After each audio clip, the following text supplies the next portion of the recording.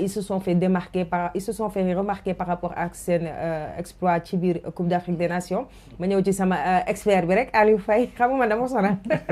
donc Aliou que penses-tu de ce titrage déjà et que est-ce que c'est avéré que ils se sont vraiment fait remarquer par rapport ak li nga xamante ne jot nañ ko def ci Coupe d'Afrique bi. Ben je suis d'accord avec le journal d'ailleurs sax defoon nañ ko fi nga xam ne moom mooy site dssport.sn parce que soo xoolee ki ci njëkk mooy le gardien Edouard Mendy nga xam ne ràññeeku na ci Coupe d'Afrique des Nations bi surtout premier tour bi nga xam ne benn but rek la encaissé c'était contre le Cameroun muy but boo xam ne xëy na peut-être mënoon nañ ko éviter juste soo xoolee Edouard Mendy li tax mu gën a ràññeeku maanaam en fait dafa ñëw compétition bi avec le plein de confiance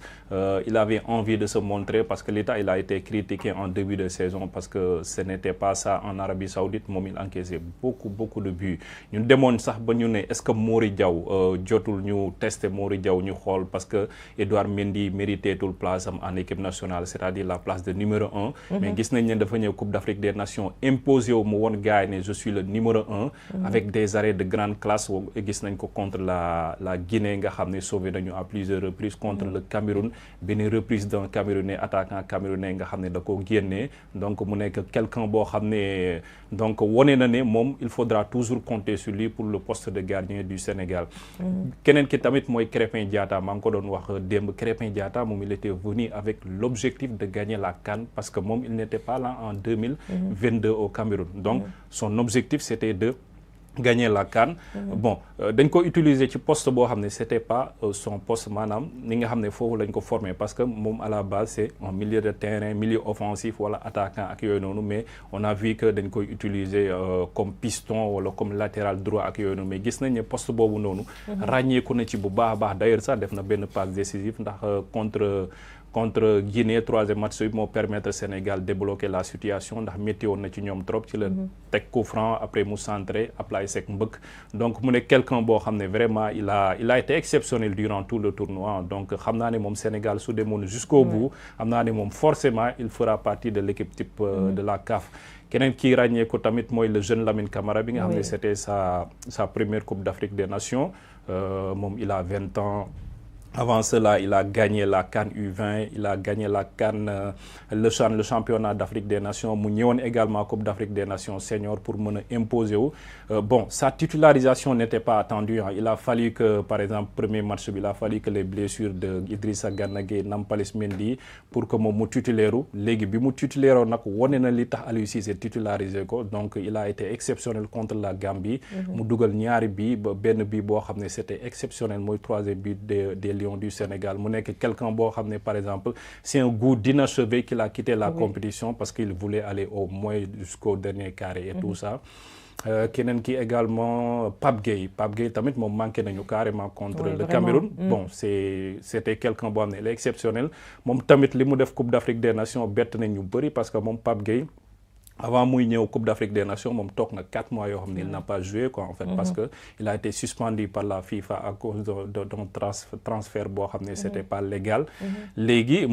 il était dans son coin di entraîner et tout ça li tax moom mu def différence ci Coupe d'Afrique bi mooy c'était quelqu'un boo xam ne il est arrivé très frais maanaam jouer compétition bu bëri n'empêche il s'entraînait avec l'équipe première de l'Olympique de Marseille et tout ça ce qui fait que bi mu ñëwee Coupe d'Afrique des Nations après dafa ñëw ànd ak envie ànd ak détermination ce qui fait que premier match bi a été exceptionnel moom moo dugal le premier but du Sénégal dans cette Coupe d'Afrique des Nations contre la Gambie mu ñëw confirmer contre le Cameroun troisième match bi également ñu bëri ne woon nañ est-ce que duñu noppal ki nga xam ne moom mooy Pape Gueye et tout ça n'empêche joué na à la fin du temps mu xaw a am ay benn blessure bu ndaw loolu moo waral il n'a pas joué le 8e de finale contre la Côte d'Ivoire donc mu nekk 4 jours yoo xam ne c'était exceptionnel xëy na peut-être ki ma ciy ajouté xam naa ne mu ñu bëri ne sont pas peut-être d'accord avec moi mooy Sadio Mané parce que soo xoolee Sadio Mané il a marqué un but il a délivré 3 passes décisives donc c'est exceptionnel pour quelqu'un comme lui bien vrai que premier tour bi il n'a pas forcé moom il voulait lancé parfaitement sa compétition à partir des huitièmes de finale gis nañu il a bien débuté il a bien débuté avec engagement et tout ça loolu moo waral sax mu def benn faute boo xam ne c'était inattendu faute boo xam ne il a échappé belle ndax waroon na am sax benn carton rouge léegi faute boobu noonu moo ko xaw wàññi complètement mu yàq matcham et tout ça donc dans l'ensemble c'est une copie parfaite des Lions du Sénégal même si c'est un goût d'inachevé. Effectivement Aliou Faye c'est un goût d'inachevé comme tu l'as tantôt dit. ñu bëri doon xaaree Sénégal final tey mu tase ak ki nga xamante ne moo di Côte d'Ivoire malheureusement Côte d'Ivoire booboo ñu éliminé mais bon c'est à refaire une prochaine fois donc Absa tu as entendu le speech de mon consultant Aliou Faye alors peut-être tu es d'avis avec lui par rapport ak jeunes yi nga xamante ne ils se sont vraiment démarqués te wane nañu li nga xamante ne moo di seen i xarañteef ci Coupe d'Afrique des Nations bi surtout des jeunes qui viennent de faire des exploits. Effectivement Marceline les Lions ñëpp joué nañ mais comme ni ma ko waxee ci revue de presse bi il y a eu 4 joueurs qui se sont démarqués et surtout Krépin Diatta parce que vraiment depuis premier match bi ba huitième de finale il est allé à fond vraiment vrai gaynde la quoi bu ñuy wax Lion vraiment Mendy aussi on a vu suñu dernier match ak Côte d'Ivoire but yu bëri naroon na dugg su nekkul woon moom donc il a vraiment été présent et il a été à la hauteur. Lamine Camara aussi quand j'ai vu bi ñu perdre suñu match contre Côte d'Ivoire c'est un jeune boo xam ne après il peut amener loin cette équipe parce qu'il a soif, il a envie d'aller très loin dans cette compétition. Yeneen compétition yi ñëw ak Pape Gueye moom tamit un très bon milieu de terrain qui nous a manqué si suñu match contre Côte d'Ivoire et j'espère que 2025 on va venir avec force et remporter cette coupe. On va avoir cette coupe en 2025 inchallah. Donc merci beaucoup à toi Absa Sow pour cette petite analyse aussi. Elle est très importante. Donc Souleymane, tu as eu à entendre Aliou Faye et Absa Sow par rapport ak li ñu revue des titres bi indi lan nga ci mën a yokk. waaw li ma ci yokk rek Marceline xam nga football moom dafa am top et flop donc top yi gis na ni journal Stade bi relevé na leen cité na leen bokk na ci Edouard Mendy bokk na ci Krépin Diatta Lamine Camara donc ñu nekk ay jeunes yoo xamante ni nii surtout Lamine Camara mi nga xamante ni nii premier match am Coupe d'Afrique des Nations mu ñëw dugal dafa nekk loo xamante ni tey dootu ko fàtte ci histoire football am parce que il ne pouvait pas rêver mieux. Et ki nga xamante ni nii moom mooy Pape Gueye pratiquement amul compétition bon joué wul woon avant Coupe d'Afrique des Nations bi mu ñëw ci sélection bi Aliou Cissé jox ko confiance mu joué. Non seulement Sénégal Niger moom moo ko démarré def fi match bu mucc ay fii ci stade Maître Abdoulaye Wade bu Diamniadio donc ñu dem fële ca Côte d'Ivoire tamit gis nañ performance yam fa def mu dugal contre suñu premier match contre Gambie mu dugal but donc sur une passe de Sadio Mané donc mu daal di dugal donc dafa nekk équipe boo xamante ni Marceline dañ leen a war a maintenir surtout les jeunes. Donc bu nee les jeunes dañuy xalaat surtout Lamine Camara dañuy xalaat Pape Matar Sarr dañuy xalaat Pape Gueye ñooñu nga xamante ni actuellement ñoom ñoo yor relève bu équipe bi waaye chapeau à Edouard Mendy parce que Absa mi ngi koy wax léegi bon nu tete lui Sénégal dina jël but contre Côte d'Ivoire et bu boobaa bon dafay nekk loo xamante ni nii kenn xaaru ko parce que défense bi li mu doon sooxe yëpp donc dafa doon soutenir défense am di leen jox la voix di communiquer ak ñoom ba pare di def ay arrêts yoo xamante ni nii tey arrêts yu exceptionnel la donc chapeau à Edouard Mendy mais du ma wax mukk te peut-être journal bi cité wu ko mais ki nga xamante ni nii moom mooy Habib Diallo Marceline waroon na bokk ci ñi nga xamante ni cité leneen parce que Habib Diallo fële ca Saudi Pro League benn but la fa dugal donc mu ñëw ci sélection bi ci Coupe d'Afrique des Nations bi Aliou Cissé tamit jox ko confiance donc mu dugal retrouver confiance bi et je pense que waroon nañ ko cité ci ñi nga xamante ni nii tey war nañ leen bàyyi xel ci tanière bi. am na solo Souleymane merci beaucoup à toi aussi pour yow sa analyse bi nga def peut-être suñu coach bi man xaw ma ndax il est très calé en football ou pas parce que c'est le sport en général il est basket ak football xaw nañu niru tuuti rek même su dee bii loxo la bee tànk la mais xaw nañu niru tuuti coach je sais pas si vous êtes très football mais j'espère que vous avez suivi cette Coupe d'Afrique des Nations et nga gis exploit bi nga xamante ne ñëpp ràññee nañ ko surtout sur ces jeunes joueurs qui viennent de démarrer lan nga ñu ci mën a wax ci jàngat en tant que coach. Mais bien sûr parce que sportif lañu aussi tu peux pas focaliser aussi benn sport rek t'es obligé dama la à doon chaque jaxase ak fois. football kat yi xamoo woon loolu coach. Non, mais on est obligé. Donc, on est obligé de suivre le Sénégal parce que c'est le Sénégal qui jouait aussi. Donc, ku nekk am nga si sa parce que quoi qu'on puisse dire aussi fii ñëpp ay coach lañu aussi. Donc, voilà, en fait. Donc, c'était bien. Hein. C'était bien parce que, comme les autres l'ont dit tantôt, am na ay révélations yu nga xam te ni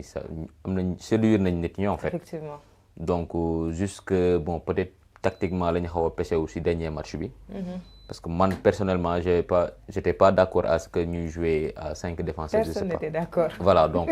parce que tu peux pas jouer avec une équipe bon donc c'est une force militaire, après on gagne c'est militaire. Donc, parce que nous défendre 90 minutes, c'est impossible. Par force, faille de nam. Donc, ça aurait été bien que nous attaquions les nous bagnions sur les camps. Mais malheureusement, tant que défaite amul mënoo gis say fay donc peut-être loolu dinañu permettre à ce que kan bii di ñëw ñu xool ni ñu war a mën a doxalaatee pour éventuellement mu ñu jël coupe bi incha allah. Merci beaucoup coach Mané dama ko bëggoon jaxaseeg ñu nekk ci langue football bi mais malheureusement il s'est bien défendu c'est dommage pour moi xam naa dinaa ut yeneen yu ma ko jaxaseeg téléspectateurs yi parce que man lii laa fi nekkee donc merci beaucoup à toi pour cette analyse coach donc ñu jeexal rek peut-être le revue des titres bi ak beneen élément bu ma gis les héritiers de Double Less mooy ki nga xamante ne moo di Balla Gaye Sa Thiès ñoo ñu nar a def li nga xamante ne moo di làmb gis nañu également que Tapha Tine war na bëre moom tamit donc xëy na Aliou Faye lan nga ñu mën a wax ci ñi nga xamante ne ñi ngi pare ay affiches yu mag ci at mi balaa saison bi di jeex. waaw effectivement gis nañ ne je crois que Balla Gaye ak Sa Thiès taxaw na mu nekk waaw non Balla Gaye Tapha Tine exactement mu nekk benn revanche boo xam ne xëy na peut-être amateurs yëpp xaar nañ ko seen premier combat bi bon y avait pas photo Balla Gaye était favori mais nii je crois que moom boule bi xaw na tourner tuuti donc c'est Tapha Tine qui est devant Tapha Tine dina bëgg jël revanche am également parce que Tapha Tine li muy viser mooy roi des arènes parce que Balla Gaye actuellement amatul lu muy perte ci arène bi bon je peux dire qu'il a tout gagné il a été roi des arènes moom battre na ñëpp xëy na peut-être ki ko tëx actuellement c'est Modou Lo qui est un peu sa bête noire donc à part ça je pense que Tapha Tine dina fonk combat bi bu baax a baax parce que combat bi su ko gagné am na fu mu koy gën a yëkkati bu baax a baax donc derrière Balla Gaye je pense il y a Sa Thiès également son frère bi nga xam ne moom mi ngi ñëw aussi moom il a besoin de combat pour se relancer et tout ça mu nekk quelqu'un boo xam ne il fait partie des espoirs futur roi des arènes également. ñu gis ni ay tête d'affiche yoo xamante ne yu rëy la balaa saison bi di jeex rek je pense que dinañu bëggal tuuti ñi nga xamante ne ñu ñooy amateuru lambay man fépp laa bokk maa ngi ci football maa ngi ci basket maa ngi ci lamba ji donc ñun amateuru lambay j'espère que dinañu bëggal ci tête d'affiche yi nga xamante ne wane nañ ko tonton Aliou Faye l'a dit tout à l'heure Balla Gaye fu mu nekk ni il a rien à perdre mais coach ñu gis ni Balla Gaye il était en baisse de forme les combats précédents fu mu ne nii mu ñëwaat on a vu une nouvelle facette de Balla Gaye beneen visage de indi Balla Gaye plus hargné Balla Gaye bu jógee comment dirais-je fi nga koy waxeete uniceps voilà Balla Gaye qui s'est reformé Balla Gaye qui vient en forme indi ñàngal bi ak fas kanam bi ñàngal boobu Balla Gaye man safuma personnellement mais mën nga ñàngal pour ñeneen ñi donc naka nga gisee tête d'affiche yi nga xamante ne am na ci arène bi balaa saison bi di jeex. Non mais avant moi ñëw ci affiche genre damay wax ci plan physique en fait c'est-à-dire suñu sportif yi Sénégal la plupart du temps du ñu am plan de carrière en fait. te loolu moo ñu sonal de telle sorte que même boo xoolee au niveau international pour suñu sportif yi maintenir ci kaw lu yàgg non dafay xaw a doy waar quoi parce que à chaque instant dañuy évoluer en dents de scie donc loolu baaxul ci sportif il faudrait à ce que nga am plan de carrière donc sa forme physique fii laa toll am sa poids de performance bu nga xam te ni moom nga war a maintenir moom nga war a compétir donc pratiquement bëri boo xoolee la plupart du temps amuñu loolu moo tax à chaque fois nii rek la ñuy def dañuy yéeg parfois wàcc donc c'est ce qui n'est pas bien aussi tamit quoi boo xoolee Balla Gaye lu ko gën a tàddeel ci carrière am loolu ci la bokk donc parfois day yaramam da nga koy gis mu changer parfois mu nekk en forme physique donc ça veut dire loolu dafa xaw a dina xaw a bokk na li koy porter préjudice ak ci combat yu mu perte yu bëri donc affiche yu neex la bon peut-être il a su se relever aussi parce que donc quoi qu'on puisse dire aussi bon peut-être INSEPS bu mu demoon bokk na ci centre yi gën a max ci monde bi ci côté préparation physique donc voilà en fait si su fekkee liggéey na li mu war a liggéey bon am na xarañte bi ci côté làmb donc su fekkee liggéey na li mu war a liggéey physiquement peut-être mën na am dara ci combat bi. man moom laa faral. waaw